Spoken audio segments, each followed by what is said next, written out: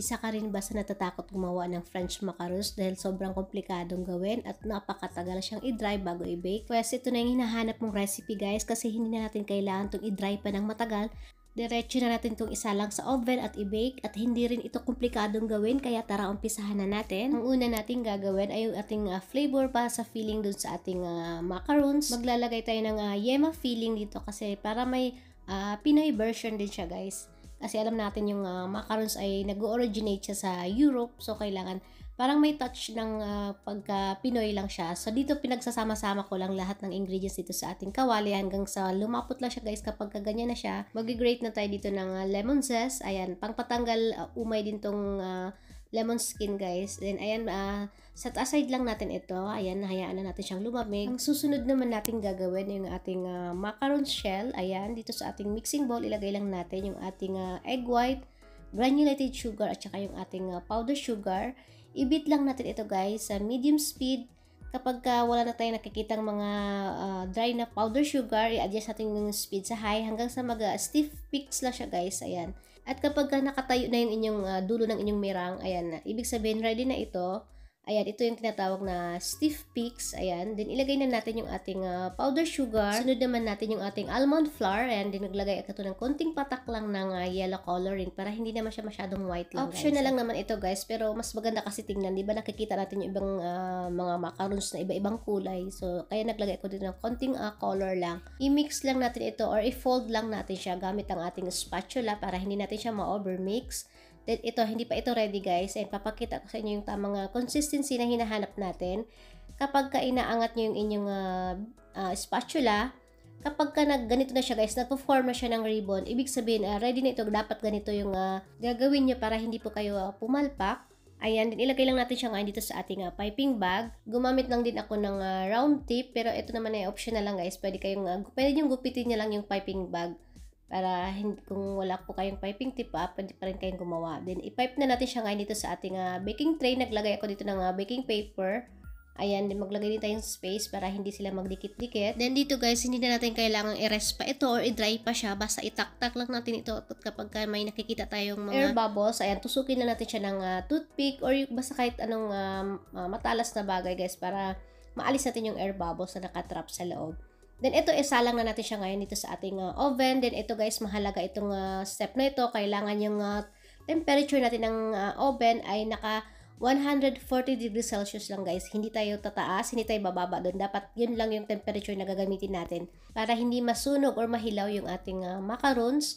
Then, i-bake na natin ito ngayon sa ating naka-preheat na oven ng 140 degrees Celsius ng 12 to 15 minutes lang guys. Pero depende pa rin po yun sa ating mga oven kasi hindi po tayo pare-pareho ng mga ginagamit na oven. Tips ko lang din, habang nakasalang yung ating macarons, wag na wag po nating bubuksan yung ating oven kasi magkukulaps po yung ating macarons kapag binubuksan natin siya na habang binibake pa natin siya.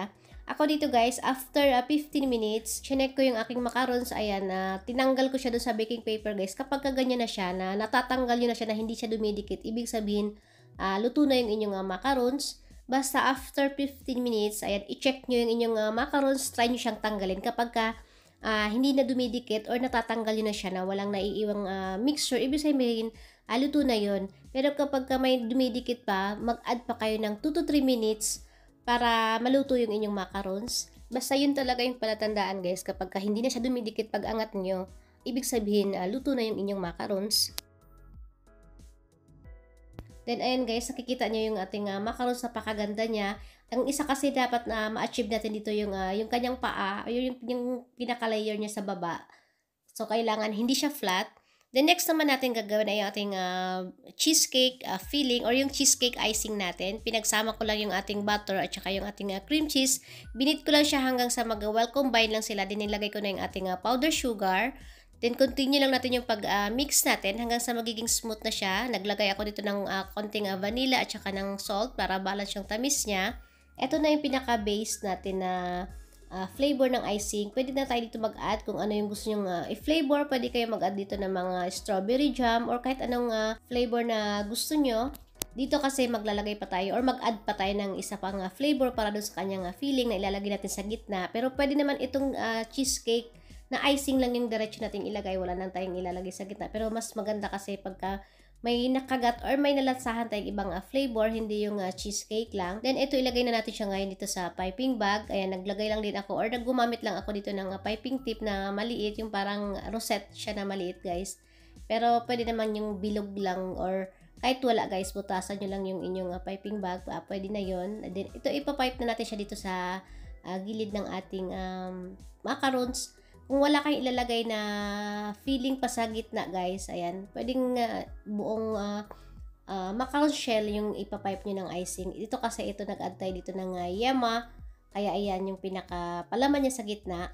Ayan, again, pwede kayong gumamit ng strawberry jam. Perfect din yung mga, yung medyo maasim-asim na mga panglagay natin sa gitna guys. Masarap din siya. Parang pang-balance din sa tamis dito sa ating macarons. Ayan, tandaan nyo lang guys yung mga tips na binigay ko unang-una. Huwag po nating lakasan yung temperature ng ating oven. Dapat 140 degrees Celsius lang siya. Kasi kapag medyo malakas, masusunog siya. Or kung mas mababa naman doon, mahihilaw siya. So, kailangan balance lang yung temperature natin.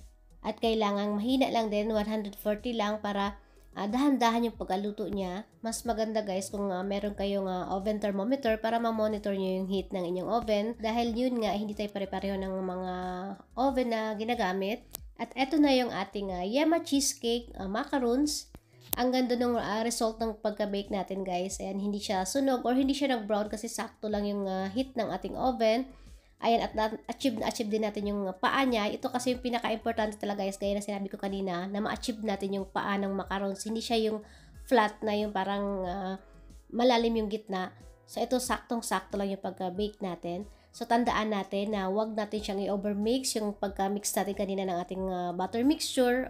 Ayan, dapat yung sinabi ko doon na consistency na pinakita ko sa inyo, dapat ganun din yung gagawin nyo para hindi pumalpak yung inyong macarons. And sobrang perfect nitong macarons na ito. Sakto lang yung timpla niya guys, hindi siya matamis. At nalalasahan ko yung lemon na nilagay natin. Ayan, kaya dagdag pangpatanggal umay din yon. Crispy yung labas niya, then soft and chewy naman yung loob niya. At napaka-perfect ito guys. Ngayong Christmas, pwede natin ipangregalo ito. Napakamahal ito kapag binibili natin siya sa mga coffee shop. Kahit yung mga nakakita kong mga bakery dito sa Germany guys, napakamahal. Kaya gawa na lang tayo sa ating bahay. Ang shelf life pala nito guys, tumatagal siya ng 12 to 15 days basta naka-chiller siya. At dapat nakalagay siya sa maayos na lagayan na hindi siya yung naka-expose lang. Ayan, kita-kits po tayo ulit sa aking susunod pa mga videos. Maraming salamat po sa inyong panonood. Mag-iingat po tayo palagi.